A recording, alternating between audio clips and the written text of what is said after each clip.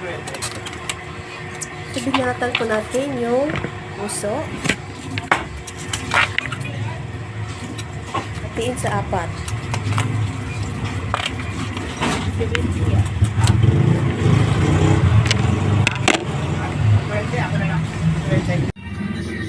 Ilagay na po natin yung isda, kamatis, sibuyas, tanglad. Pulo na po yung tubig. Ilagay na po natin yung isda na bangus. Ilagay natin yung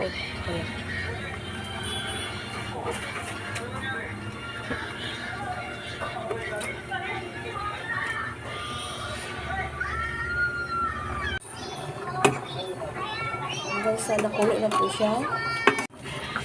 Lutuin na po natin yung isda at tanglad. Ito. At lagay ng sinigang. Isda. Tinimplahan na po natin guys. Lagyan ng asin konti. Kung gusto nyo, lagyan nyo ng pinisa. Tikman na po natin. Tikman po natin. Ha? Bukas.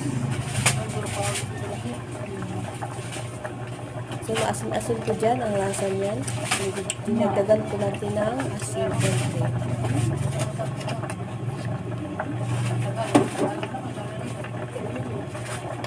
Pinili dahil yung buwan.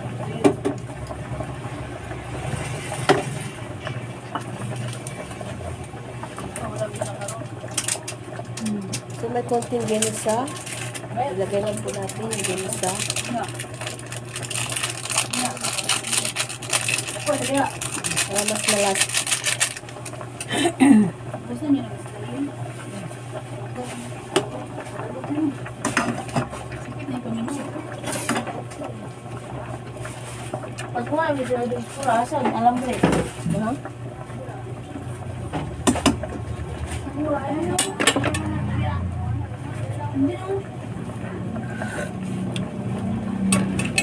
Kaya?